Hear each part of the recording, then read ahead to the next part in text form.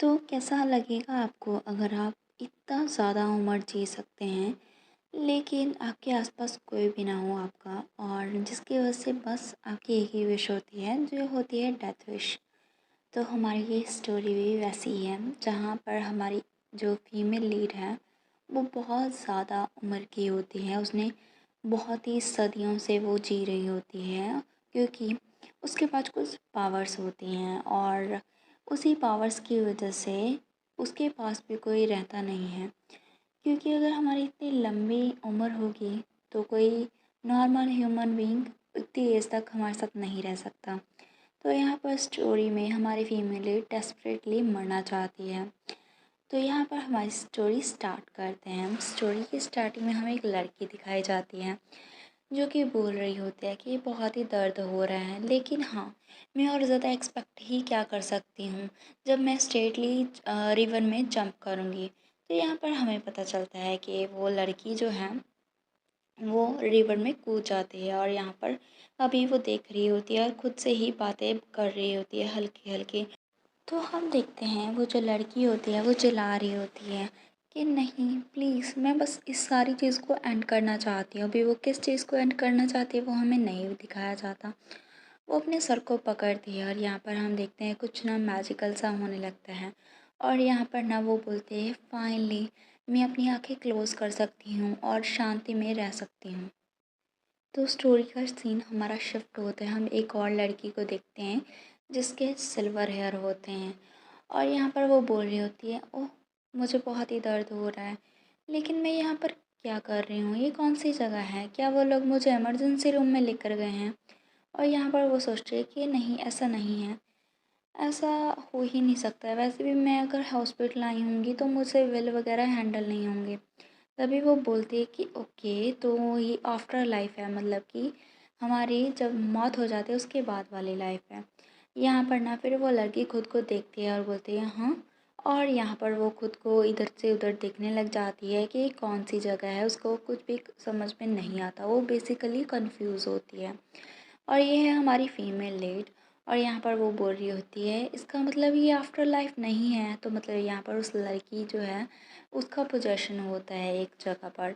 और यहाँ पर ना वो बोलती है कि ये क्या है, मैं फिर से अपनी लाइफ को एंड करने में फ़ेल हो गई, ऐसा क्यों हुआ है, ऐसा क्यों होता रहता है। और यहाँ पर वो सोचती है कि इसके अलावा मैंने एक्सपेक्ट ही क्या कर सकती हूँ, ये ऑलरेडी ही मेरी लाइफ फुल ऑफ फेलियर से भरी हुई है। ऑफ कोर्स मैं फ़ेल तो होनी ही थी और यहाँ पर मैं अपनी लाइफ को ख़त्म होने की कगार पे थी, तब भी मैं फ़ेल हो गई, मतलब मैं अपनी लाइफ तक एंड नहीं कर पाई।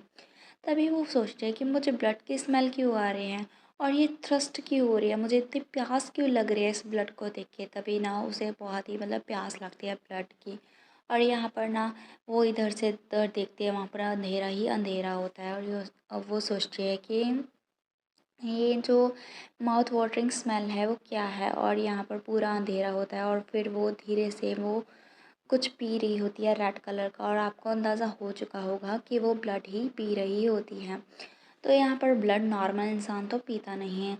और यहाँ पर ना आपको थोड़ा बहुत अंदाज़ा हो गया होगा उस लड़की के बारे में। हम देखते हैं वो लड़की अपने आप को मिरर में देखती है, उसकी क्रिम्सन आइज़ होती हैं और उसने ब्लैक ड्रेस पहनी होती है, सिल्वर उसके बाल होते हैं और वो अपने आप को निहारती है। और जैसे ही वो निहारती है और उस हमें देखते हैं कि जैसे वो अपना माउथ ओपन करते हैं उसके फैंक्स नज़र आते हैं, मतलब कि वो ना कुछ और ही बन चुकी होती है। अभी आपको पता होगा फैंक्स किसके होते हैं, वो वैम्पायर के होते हैं, मतलब वो लड़की एक वैम्पायर में आ चुकी है, वैम्पायर की बॉडी में। और यहाँ पर वो बहुत ही गुस्से से चिल्लाती है कि क्या तुम लोग मुझसे मजाक कर रहे हो। यहाँ पर ना हमारी स्टोरी फाइनली स्टार्ट होती है।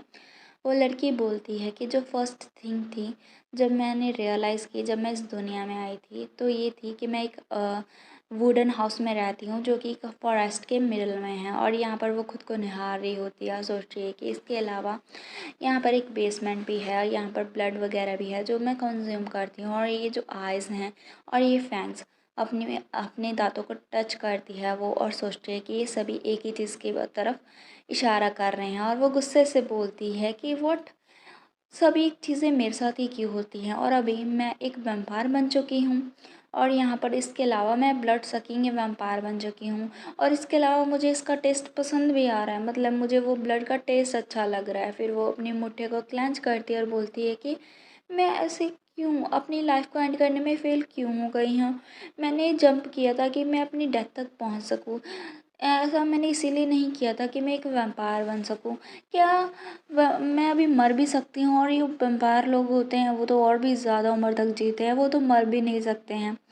कुछ भी वर्क क्यों नहीं कर रहा है, जो भी चीज़ मैं कर रही हूँ, और वो परेशान हो जाती है कि क्या मैं अभी मर भी नहीं सकती हूँ जब मैं चाहती हूँ, जब मैं और ज़्यादा जीना नहीं चाहती। वो काफ़ी ज़्यादा फ्रस्ट्रेटेड होती है, सोचती है कि श्योर तुम्हें क्या लगता है कि तुम मुझे इस तरह से करने से मेरे एंड को रोक दोगे? तब यहाँ पर वो सोचती है कि ठीक है, अब तो मैं मेरी लाइफ एंड करके ही रहूँगी जब मैं चाहूँगी तब। तुम देख लेना। अभी वो किससे बात करती है हमें नहीं दिखाया जाता। और यहाँ पर हम देखते हैं वो ना बहुत ही ज़्यादा ट्राई करते, नाइफ से खुद को काटने की कोशिश करती है, गार्लिक खाती है, क्योंकि ना वैम्पायर वगैरह गार्लिक नहीं खा पाते हैं। और यहाँ पर प्रोस वगैरह होते हैं जो क्रिश्चियनिटी के साइंस होते हैं, उसे भी लगाती है कि इससे कुछ असर पड़ेगा, लेकिन यहाँ पर उस पर कुछ असर नहीं होता है। और यहाँ पर ना वो इतनी बड़ी जगह से भी कूद जाते हैं लेकिन कुछ भी नहीं होता, वो फिर से बच जाती है। और जहाँ पर हम देखते हैं वो कूदती है तो वहाँ पर बहुत ज़्यादा ब्लड बहने लगता है। यहाँ पर ना फिर बेचारी की फिर से आस टूट जाती है, क्योंकि वो मरी नहीं होती, बस उसे थोड़ा बहुत दर्द हो रहा होता है। यहाँ पर वो सोचती है क्या हो रहा है, ये हर्ट हो रहा है, लेकिन मैं मर क्यों नहीं पा रही हूँ, मैं बिल्कुल भी नहीं क्लोज हूँ अपनी मौत के। वो फिर से फेल हो जाती है और यहाँ पर वो सोचती है कि कुछ तो गलत है। यहाँ पर ना जब ये चीज़ हो रही है, ये जो अभी नीचे ना एक वुडन का एक बना हुआ होता है साइन, और यहाँ पर ना वो उसके चुभ जाता है उसके दिल में सीधा जाके, पेन होता है उसे, लेकिन यहाँ पर वो इंस्टेंटली हील हो गया है। इसका मतलब ये है कि वो मर नहीं सकती है, वो इस तरह से अपनी चीज़ों को, अपनी ज़िंदगी को ख़त्म नहीं कर सकती है। शायद कोई उसे प्रोटेक्ट कर रहा हो। फिर वो जाती है अपने वही पुराने वुडन घर में, और यहाँ पर ना वो कुछ चीज़ को ग्रैब करती है और सोचती है कि नहीं, ये तो सच नहीं हो सकता। वो फिर से चाकू उठाती है, फिर से अपने आप को स्टैब कर लेती है, लेकिन इस बार भी कुछ नहीं होता।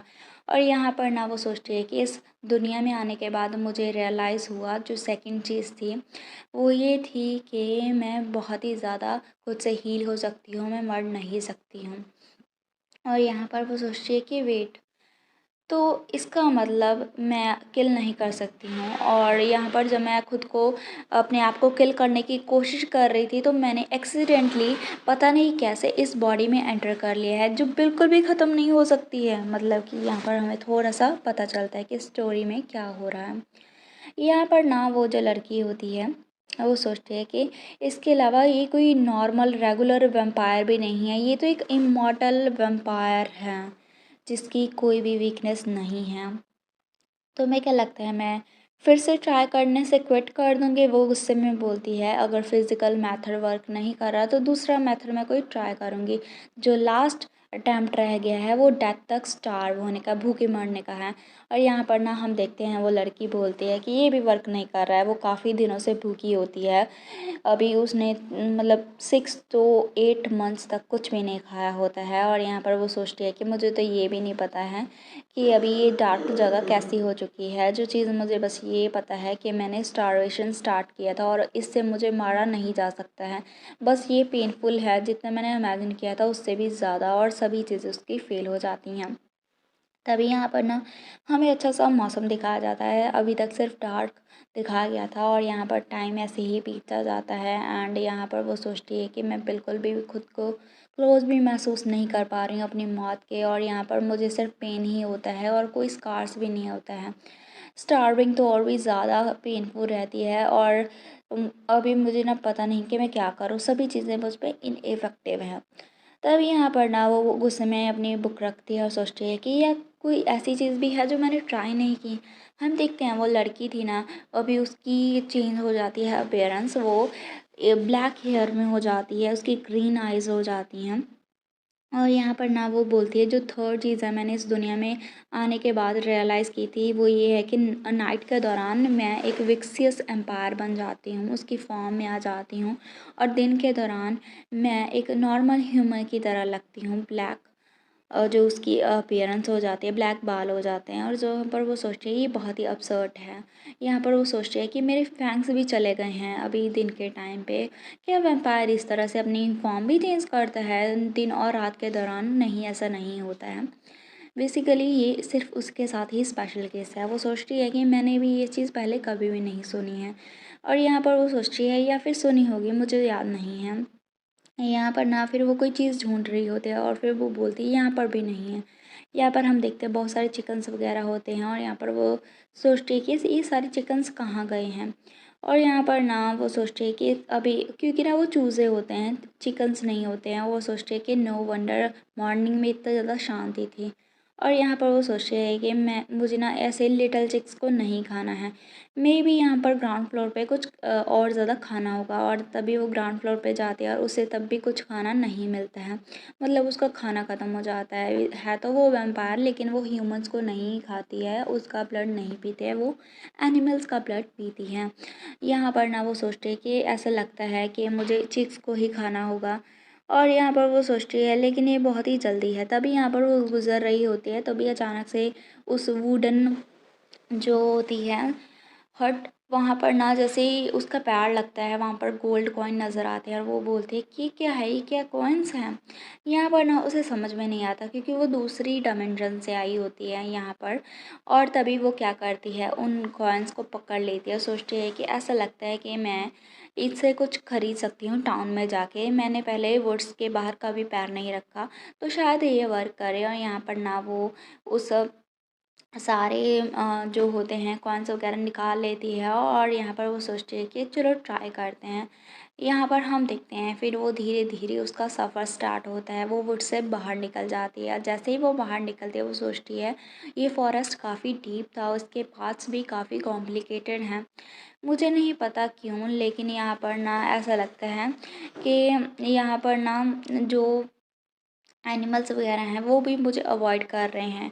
मतलब एनिमल्स जो होते हैं ना उन्हें पता चल जाता है कि ये किस तरह का इंसान है, शायद वो उससे डर रहे हों, उसकी पावर का उन्हें पता हो। यहाँ पर वो सोचती है शायद यही रास्ता है। यहाँ पर ना वो सोचती है कि मुझे यहाँ पर चिकन्स मिल जाएँगे और यहाँ पर तभी वो बाहर निकलती है और वहाँ पर शोर बहुत उसे सुनाई देता है इधर से उधर, क्योंकि वो एक तरह से मार्केट प्लेस होती है। यहाँ पर बहुत ज़्यादा चहलकदम होता है। यहाँ पर वो लड़की थोड़ा-सा मतलब अपने आप को फिर से फ्रेश फ़ील करती है। तभी यहाँ पर हम देखते हैं हाँ, जो बच्चे वग़ैरह खेल रहे होते हैं और यहाँ पर उन्हें वो लड़की देखती है। तो यहाँ पर ना वो लड़की देखती है, सोचती है ये बहुत ही ज़्यादा स्ट्रेंज फ़ील हो रहा है।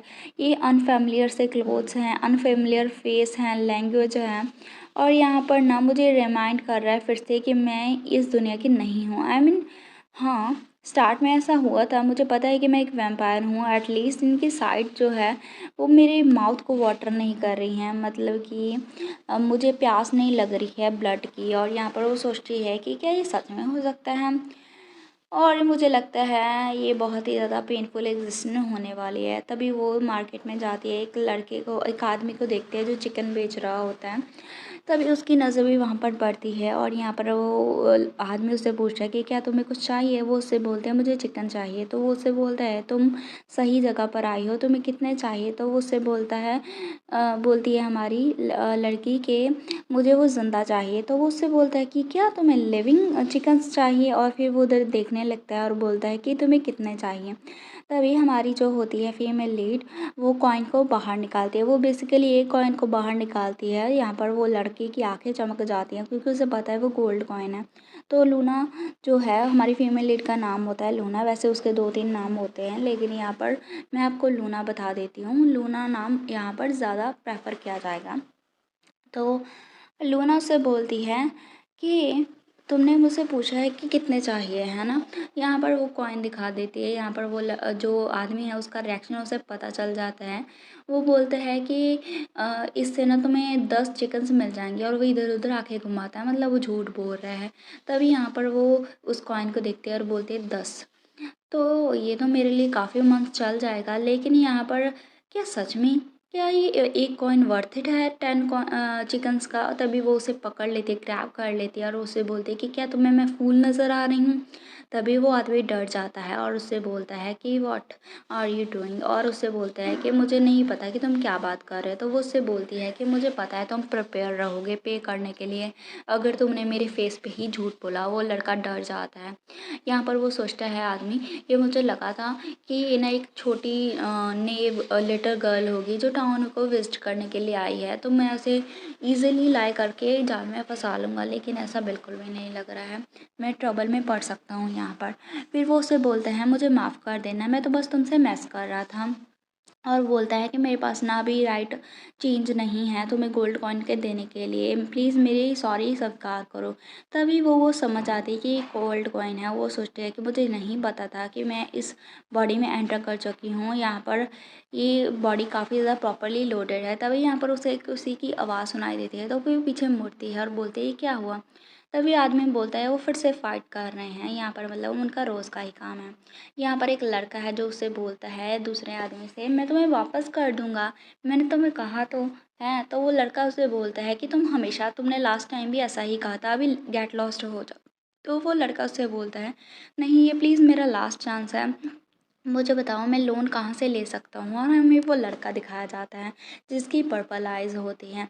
यहाँ पर ना वो आदमी जो है, जो पहले आया था चिकन वाला, वो बोलता है कि जज तुम ऐसे क्यों कर रहे हो, तुम फिर से ऐसा करने लगे हो। तो वो उससे बोलता है डियर फ्रेंड, क्या तुम मुझे मनी लैंड कर सकते हो? मैं बहुत ही अच्छा हूँ, मैं ना पूरे टाउन को जानता हूँ।